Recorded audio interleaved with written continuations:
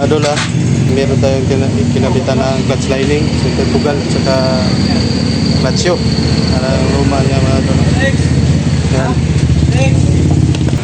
Ay kabit na natin yung bagong clutch lining. Ito na mga idol. Bago na po itong clutch lining niya dito. Meron po itong washer dito sa likuran. Huwag niyong kalimutan yan. Napaka-importante yan para hindi tumakbo agad kapag ikinambyo ninyo mga idol Kambyo nyo, takbo agad pag walang washer. Centrifugal. Ito na yung lumang clutch lining niya. Tapo na yan. Pagkabit ito, hindi muna natin lagyan ng clutch shoe para madali nating maipasok. Yan, ganyan lang mga idol. Yung gear niya dito dapat ikutin nyo ng konti dito sa dulo. Kunti lang mga idol. Ayan, isang ipin lang, ayos na, ayos na. Tapos yung washer dito sa likuran, pat nyo lang tapos pasok.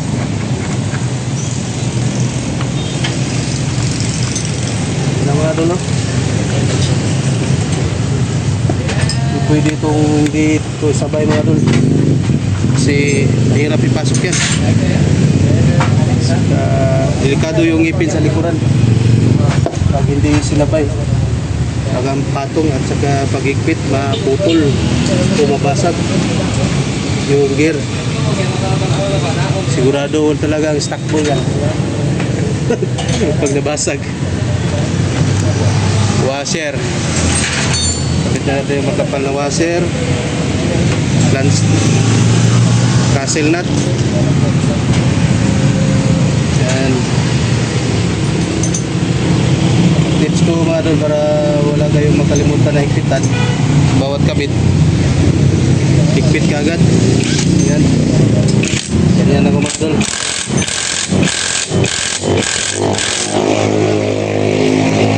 Para sigurado talaga na walang makaligtaan, walang makalimutan na higpitan na tornilyo, walang maluwag. Ito na yung bagong clutch shoe, KYSK. Genuine po ito ng KYSK. Class A lang ito pero genuine. Ito na yung bagong clutch shoe, lumang clutch shoe. Ito na. Ito na yung lumang clutch shoe. Manipis na yung lining. Parang dito asbestos. Ito na yung bago. Makapal na. Makapal. Parang brake shoe ba? Asbestos. Yan. Tapos hindi ito katulad ng XR110 na may washer dito sa likuran. Wala pa itong washer ito sa 125 XRM. Kaya pinalitan natin kasi meron ng tama na ng guhit dito mga idol. Yan ang dahilan kung bakit kumakadyot. Cute. Walang pwersa pag naka-kwarta marcha. Tama idol. Pasa natin.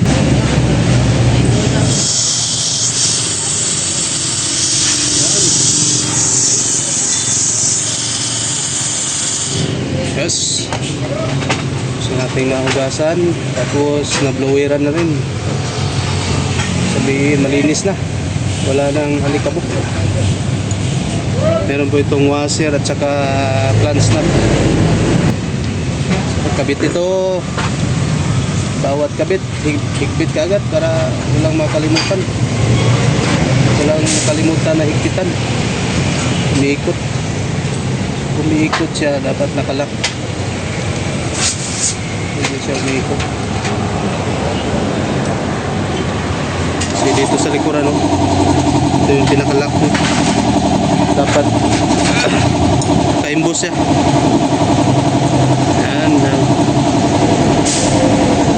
Yan lang mga idol. At ito yung pinakalak na dito sa kanyang hiwa. Hindi ikot. May lock talaga ng mabuti. Ito na yung merong marking working na outside.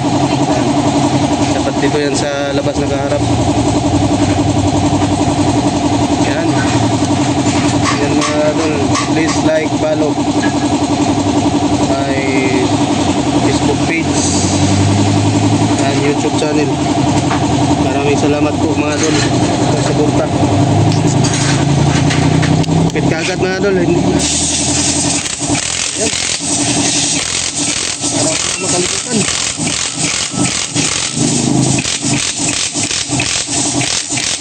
Yan, 8 pitik lang mga idol, 8 pitik. 16. Yan, lock natin dito. Kanyang iwa. Yan yung pinakalock. Pantayan natin para iikot.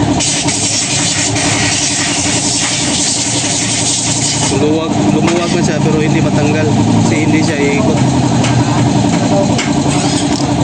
Safety first tirada ba? Before anything else. Ito na, nagkasa na natin ngayon, luwira natin para yan, matuyo pa agad. Yan. Kung gusto nyo bumili ng ganito mga blower mga idol, nandyan po sa baba sa aking YouTube channel sa description box. Meron mga affiliate dyan sa aking YouTube channel. Sa Facebook wala pa kasi hindi pa tayo monetize.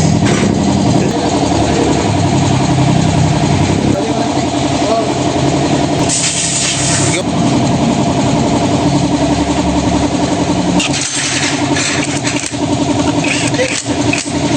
Tao. May kagaltao na. Sao na ito na eh. Asahin mo. Wala ka na tuloy. Apa ya? Yeah, lagay. Ayan. Ayos. Okay. Wala ito gamay para lamig kaya ang gamit ng mga viewers pa. Tuhuman. Pagkatapos punasan natin yung bearing. Blower gamay.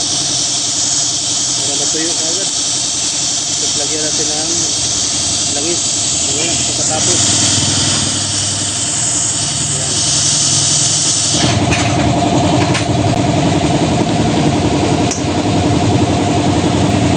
Malapit na. Kunting alindog na lang. Ito. Itong palipat na rin. Mga bangil ba? Yan. Yan. Igasan na natin. Yes. Hinginan lang natin.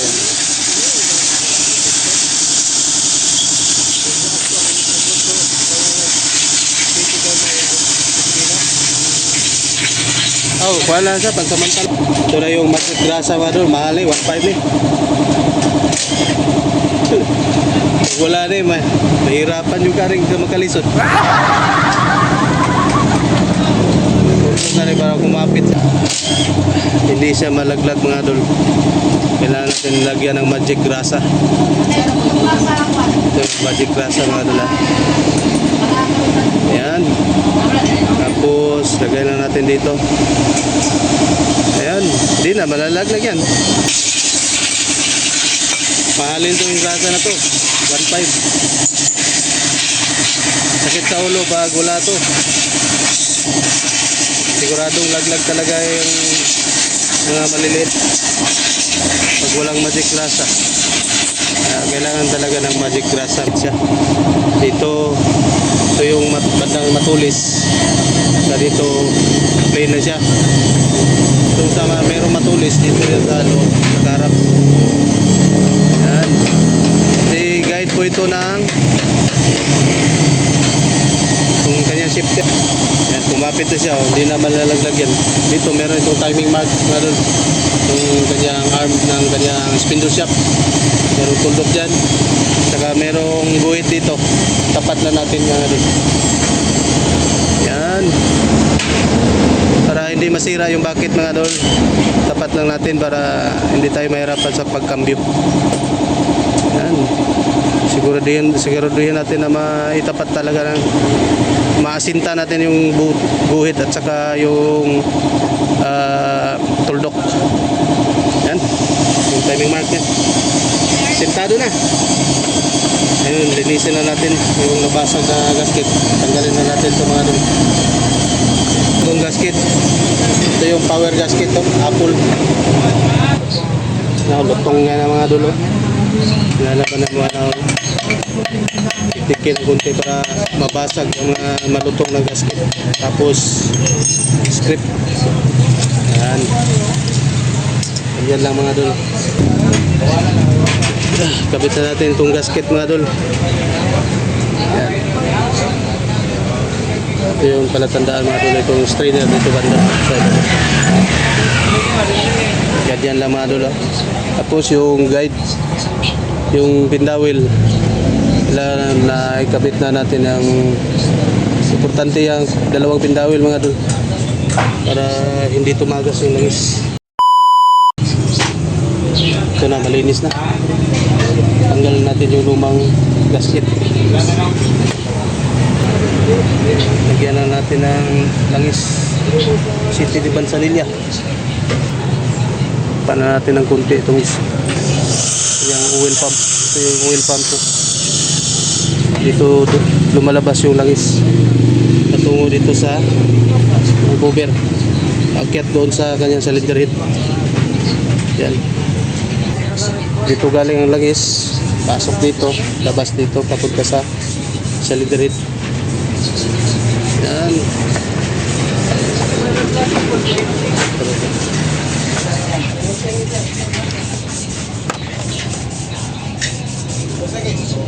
Double check natin. Baka may nakalimutan. Ayan, yun na. Wala nang iiyak, tatakpan na.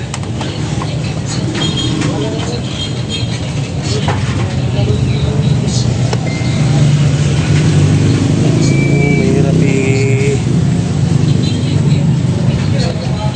talaga mga doon. Basta ganito mga doon. Ayan. Pasok ko eh. Cambio. Paki-cambia. Okay. Reduce. Ayos. Kailangan talaga gumagalaw itong cover. Pag kinambyo, ibig sabihin ay pasok na siya ng maayos. Yan, panigurado yan mga dul. Kailangan i-cambio nyo bago nyo lagyan ng tornilyo. Yan. Hugasan lang natin. Mahal yung panghugas natin ha. $1. Gasolina. Tapos bloweran na natin. Gusto nyo umorder ng ganitong blower, nasa baba lang mga idol. Check out lang sa affiliate ng ating YouTube. Lalagay ko sa baba mga idol. Maliit na blower pero tuyong-tuyo kasi mainit yung binubuga niya. Yung blower na hangin init po siya. Mugagit siya no.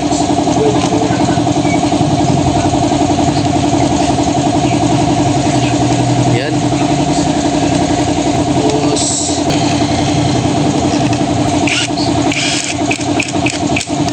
alternate.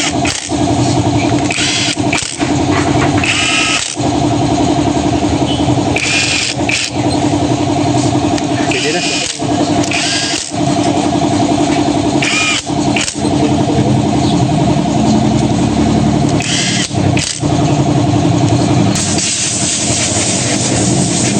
Kumo pre pandaro ning 125.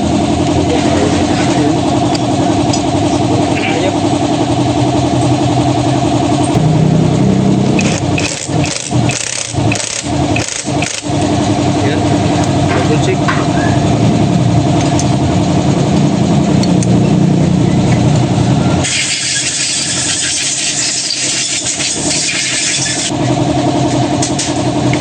Yan.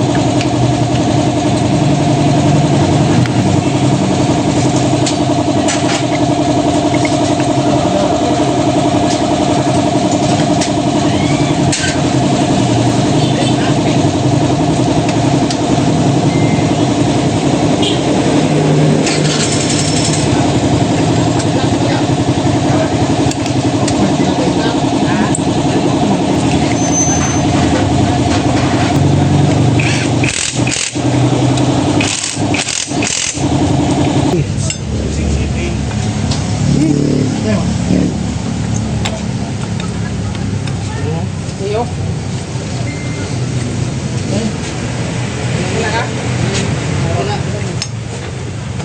Mahirap magkalisod. Tama tayo.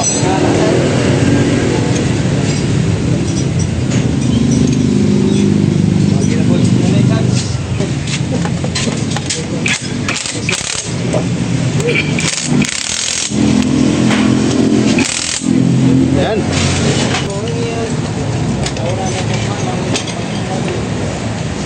Langis lang ang baon, Castrol.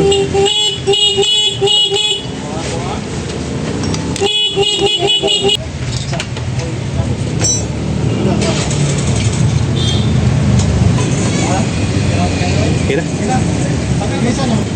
Sa likod, kulong. Okay, warm up, dol. Madol, dol, dol. Marami, dol. Andara, dol. Sige. Kapi-kambya kamay. Buglaw mo na ganda. Sige ko hungaw. Wala na. Huwag may hungaw. Yan ay importante. Walang singaw. Tambutso. Kambya. Atras man na bati kamay. Okay. Kambya. Okay na. Makumpira mo pag muna taas na ang biyahe. Ano? Karito niya, 15. Dili, dapat 30-15 na siya. 38. Para kita gwapong pusok. 30-15. Oh. Shoutout ta kasi ito, okay ra. Oh, shoutout ta. Out ako. Papa. Tagya sa motor. Yan. Pusok na budagan, hindi na maunong. Hanggang dito lang muna tayo mga idol. Maraming salamat sa panonood. Friendship sa lahat. At huwag kalimutan na laging tandaan, bawal tamarin kasi ang mahal na ng mga bilihin. God bless mga idol. Peace. I'm out.